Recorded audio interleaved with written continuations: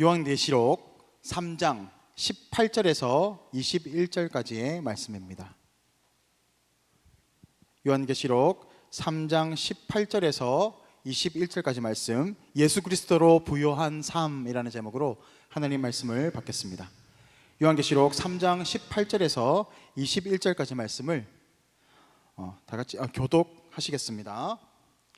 내가 너를 권하노니 내게서 불로 연단한 금을 사서 부요하게 하고 흰 옷을 사서 입어 벌거벗은 수치를 보이지 않게 하고 안약을 사서 눈에 발라 보게 하라.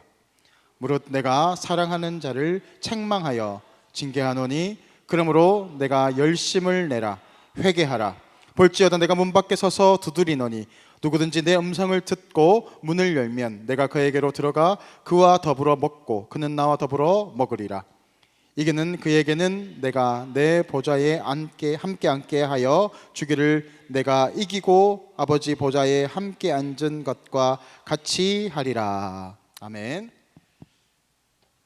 이제 12월이 시작되었습니다. 이제 마지막 한 달 남았습니다. 중간에 우리가 넘어진 또 적도 있고 또 중간에 약간 힘들어했던 부분들도 있지만 마지막이 좋으면, 끝이 좋으면 다 좋습니다. 우리가 12월 달을 잘 마무리해서 2024년도 그래도 마무리가 좋았어. 그렇게 우리가 24년도를 잘 마무리할 수 있는 그런 시간이 되었으면 좋겠습니다. 우리가 계속해서 계시록을 보고 있습니다. 계시록이 참 어려운 책이긴 하지만 그렇게 또 어려운 책은 아닙니다. 우리가 계시록을 보면 전반 부분에서는 7교회가 나옵니다. 에베소 교회도 나오고 또 버가모 교회도 나오고 두아디라 교회 여러 가지 교회가 나오죠. 그렇게 7교회가 나오고 이제는 그 제일 마지막 교회인 라오디게아 교회에 대해서 이야기하고 있습니다. 사실 이 7교회에 대해서 각각에 대해서 하나님께서 책망하시기도 하시고 칭찬하시기도 하시고 또 칭찬만 하시기도 하시고 책망만 하시기도 하시는 그런 교회들이 있었습니다. 그런데 그런 표현들을 바라보게 되면 그 지방에 있는 부분들을 가지고 많이 이야기를 하시는 부분들이 있어요. 오늘 라오디게아 교회도 하나님께서 네가 눈이 보이지 않으면 안약을 사라. 그리고 네가 뜨겁든지 더웁든지 하라. 차갑든지 하라 라고 하는 이런 부분들은 사실 이 라오디게아 교회의 지방의 색과 연관이 되어 있습니다. 라오디게아 교회는 교통이 매우 발달한 지역이었습니다. 그러니까 많은 사람들이 거기에 몰려들었고 교통의 요충지가 되니까 뭐가 발달했겠습니까? 상업이 발달하게 되는 거예요. 그러니까 많은 사람들이 오고 가고 하면서 장사를 하게 되고 그렇게 많은 돈을 벌 수 있는 그런 지역이었습니다. 한마디로 이 라오디게아 교회도 매우 부유한 지역이었습니다. 우리 지난번에 봤던 서머나 교회도 그랬죠. 그런데 오늘 라오디게아 교회도 그런 비슷한 모습을 가지고 있습니다. 특징들이 있는데 이 라오디게아 이 지역에서는 온천수가 매우 유명했습니다. 그래서 10km 정도로 쭉 뻗어서 온천이 흘러가게 되었습니다. 그러니까 뜨거운 물이 팔팔팔 나왔던 거죠. 그러니까 사람들이 거기 많이 몰려들어서 관광이 발달되었고 이 도시가 휴양의 도시, 쉼의 도시로 이렇게 지금 우리가 잘 가고 있는 베트남 다낭 이런 데 있죠. 그런 거랑 비슷한 그런 관광 명소로 또 꼽히기도 했습니다.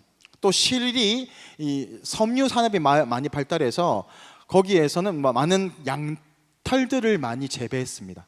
그러니까 거기에는 옷 같은 것들도 매우 화려한 그런 부분들도 있었습니다. 뿐만이 아니라 이 라오디게아 의과대학이 유명했다 그래요. 그래서 이 대학에서 만든 특효 안약이 있어요. 그러니까 이 안약을 넣으면 눈이 아주 좋아진다. 제가 안 했으면 좋을 것 같아요. 그래서 눈이 자꾸 침침해서. 그런데 여기 명약이었다라는 그런 소문이 있어요. 귀에도 넣는 약이 있고. 그래서 그런 약품들도 많이 발달이 되었다라고 하는 거죠. 그래서 이 주님은 이 라오디게아 교회를 이야기하실 때 그 지역색을 가지고 이야기하는 거예요. 그런데 많은 교회들이 있어요. 어떤 교회는 아까 초반에 얘기했던 것처럼 칭찬과 책망을 겸하여 받았지만 어떤 교회는 칭찬만 받았습니다. 어떤 교회는 책망만 받았습니다. 라오디게아 교회는 어떤 교회일까요? 책망만 받은 교회입니다.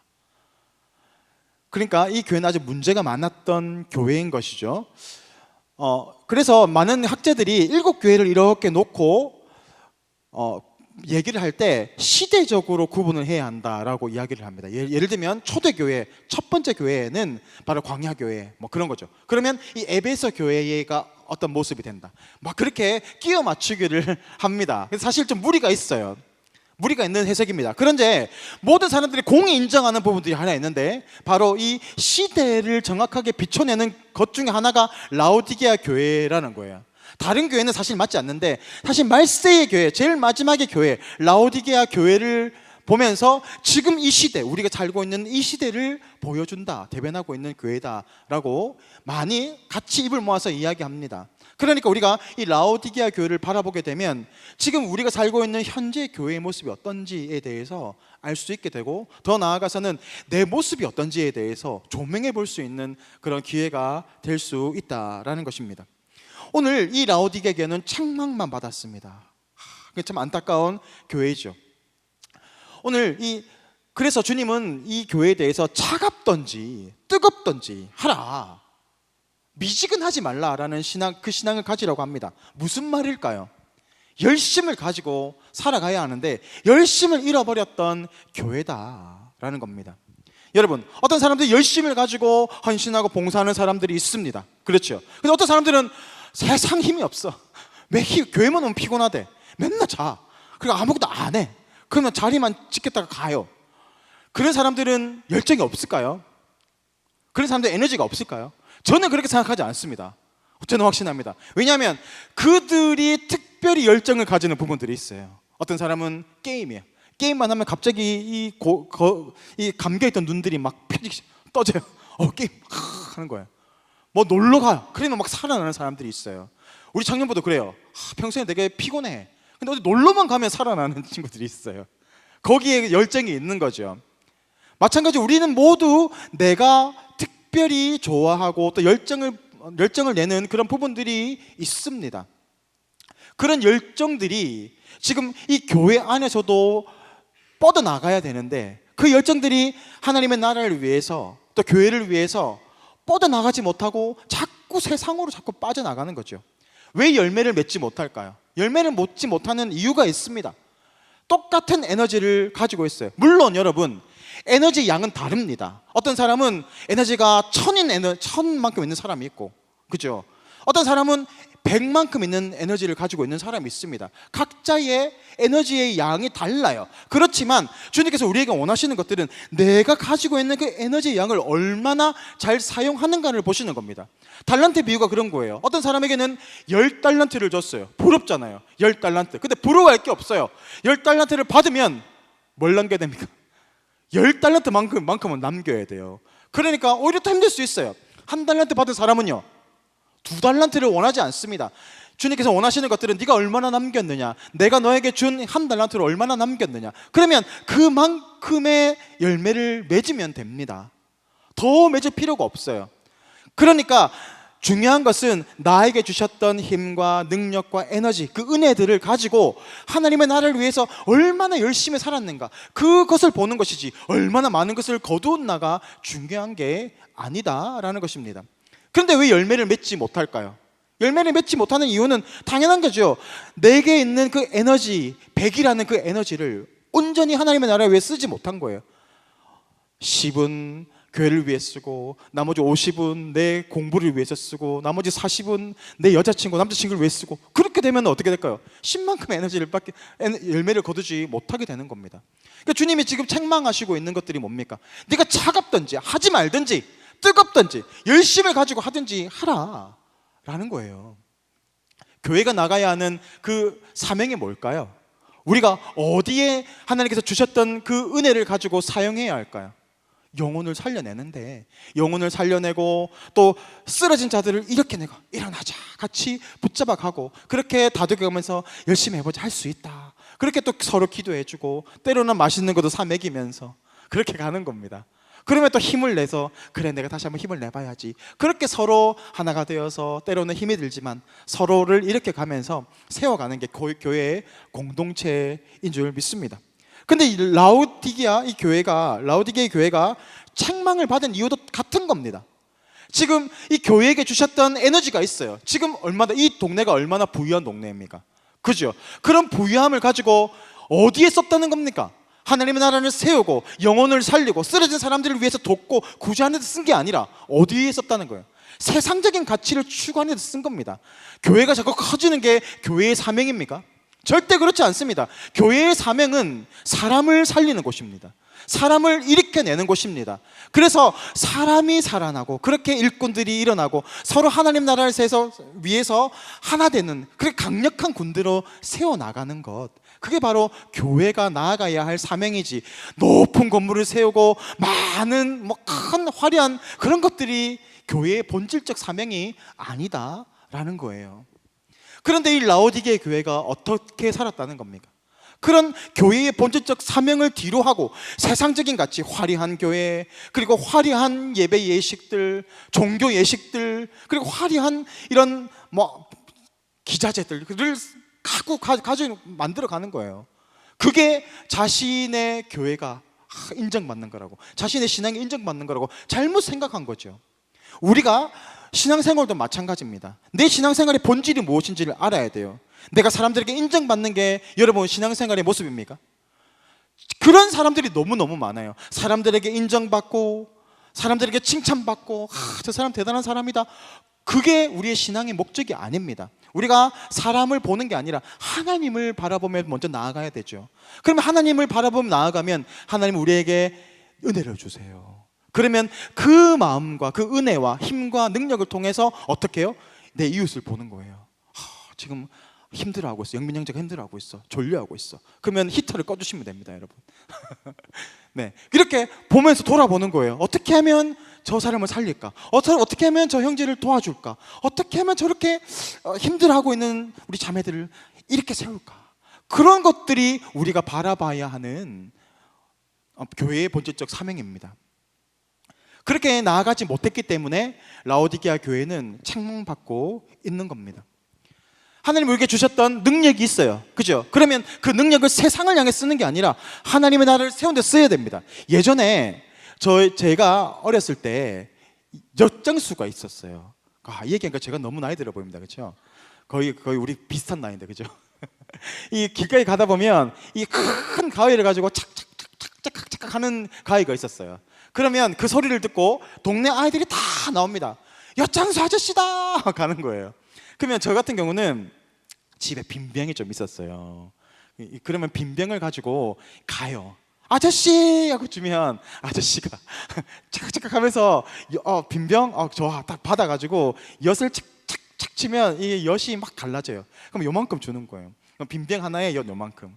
그러니까 집에 있는 걸 막 가져가는 거죠. 그러니까 제 친구들도 그랬어요. 집에 있는 못 쓰는 고철 같은 거를 가져가가지고 엿장수 아저씨가 오면 가가지고 아저씨 엿 주세요. 그러면 이제 그걸로 바꿔 먹는 거예요. 엿 바꿔 먹는다라는 게 그겁니다. 근데 예전에 그런 일들이 있었습니다. 한 아이가 너무 엿이 먹고 싶은 거야. 그러니까 집에 있는 게 보니까 빈병도 없어, 고철도 없어. 집에 뭘 가져갈까 하다가 항아리가 하나 있었어요.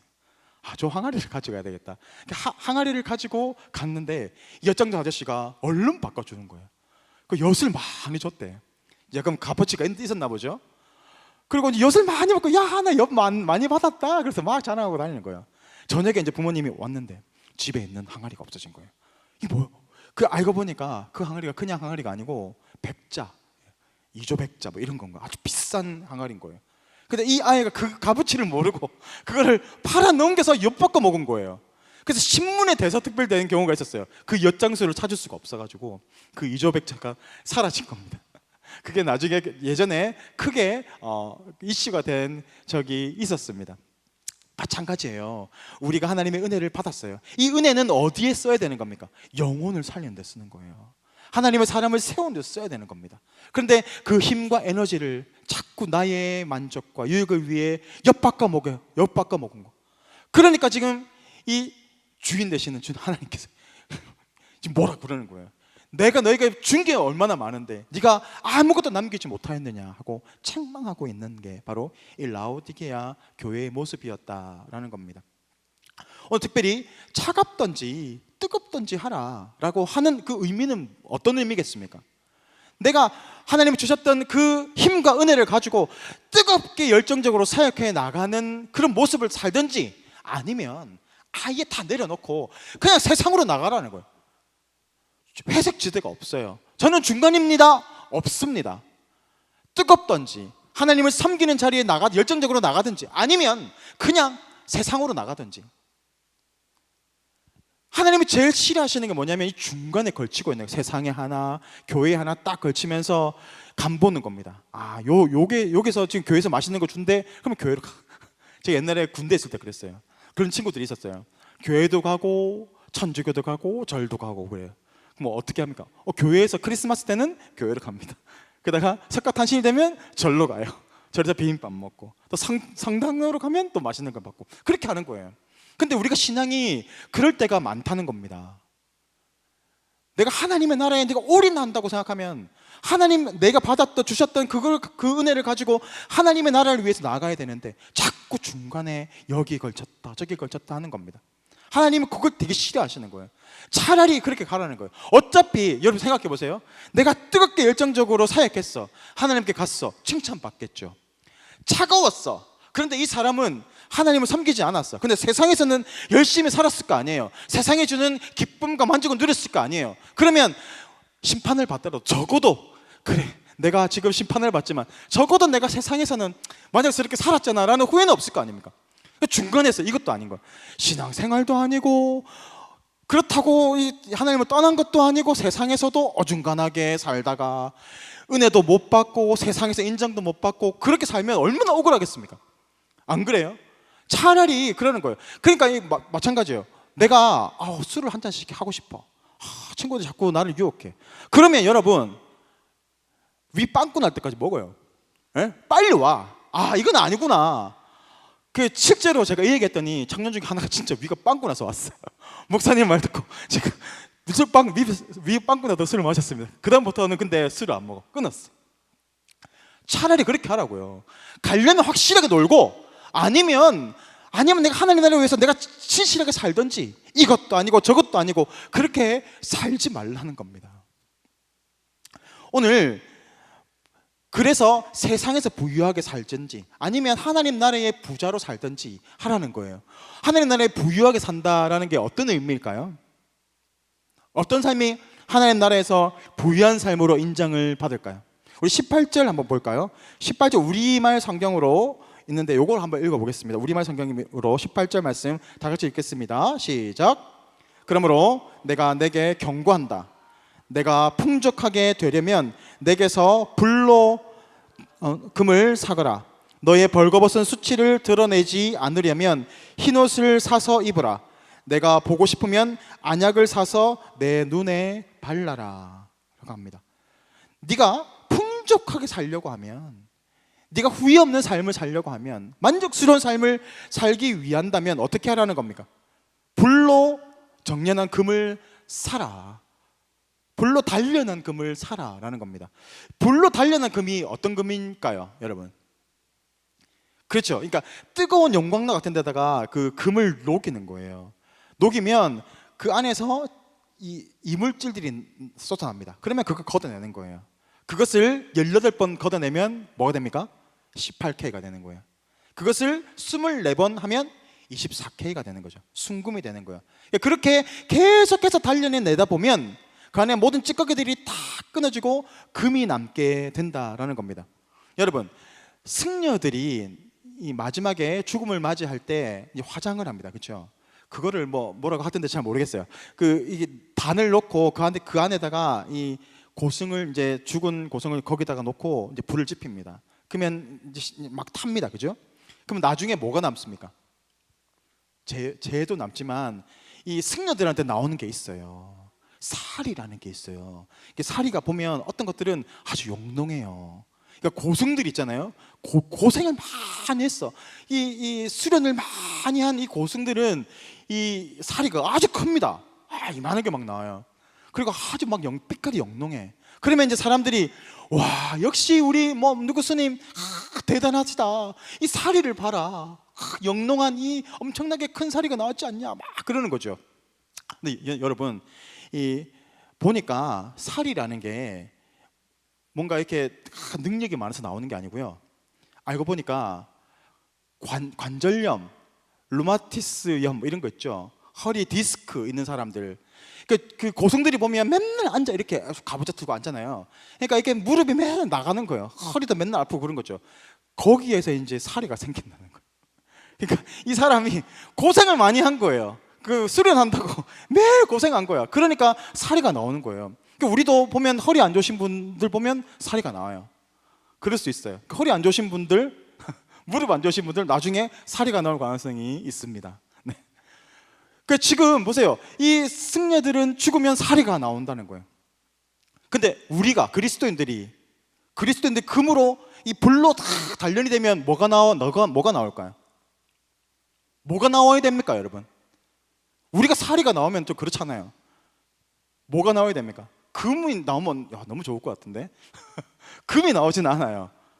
이 예수가 나와요. 우리가 금으로 단련되면 예수님, 그리고 그 예수님의 사랑이 나와요. 그 사랑이 많은 사람이 어떤 사람인가요? 금을 가진 사람, 부자가 되는 겁니다. 여러분 부자입니까? 여러분 안에 그리스도의 사랑이 가득합니까? 욥을 보세요. 욥은 고난을 받았어요. 내가 왜 이런 고난을 당해야 합니까? 내가 하나님을 얼마나 잘 섬겼는데 왜 나에게 이런 고난을 주십니까? 이해할 수가 없었습니다. 그런데 그가 마지막 그 고난 가운데에서 고난을 버텨냈어요. 그리고 마지막에 하나님을 만났어요. 그때 그의 고백이 어떤 것입니까? 나를 단련하신 후에 나를 정금과 같이 사용하시려고. 그러니까 하나님 우리를 단련하시는 이유는 우리 고난을 통해서 또 어려움을 통해서 우리 안에 더욱더 하나님을 붙잡는 강력한 믿음이 우리 안에 남아있고, 그 하나님의 크신 사랑이 우리 안에 남아있도록 하시기 위해서 우리에게 그런 고난과 또 어려움을 허락하신다라는 것이 욥의 고난인 것이죠. 그렇게 우리 안에 사랑이 많이 남아있으면 우리는 부유한 사람입니다. 왜 그런 줄 아세요? 사랑이 많은 사람은 자신에 있는 것들을 다 나누어 줍니다. 내 있는 재산 이런 것뿐만이 아니라 내가 할 수 있는 에너지를 나눠주는 거예요. 하나님의 나라를 섬기기도 하지만 또 힘들어하고 또 어려운 우리 형제 자매들을 위해서 자신의 그 사랑을 나눠주는 거예요. 그러면 사람이 기가 막히게 합니다. 애기들도 정확하게 알아요. 이 사람이 나를 사랑하는 사람인지 싫어하는 사람인지 정확하게 알아요. 신기하죠.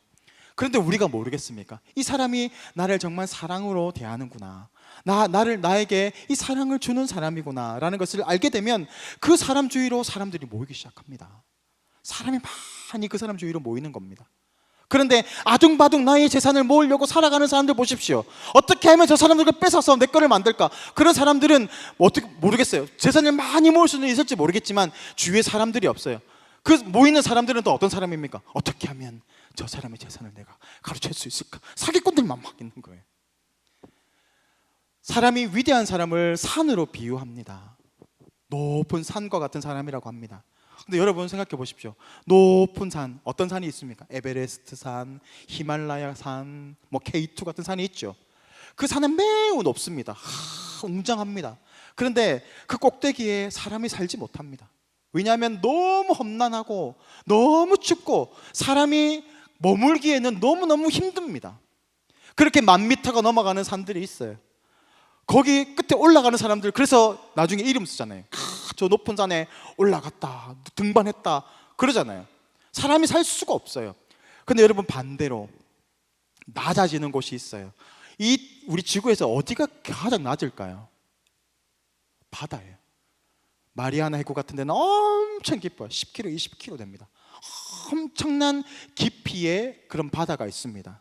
거기에 바닷물이 차지고 거기에 은혜의 물이 쫙 차져 있으면 그곳에 어떤 것들이 모이죠? 각종 바다 생물들이 모입니다. 거기에서 살아갑니다. 높아지는 것이 우리가 추구하는 가치가 아닙니다.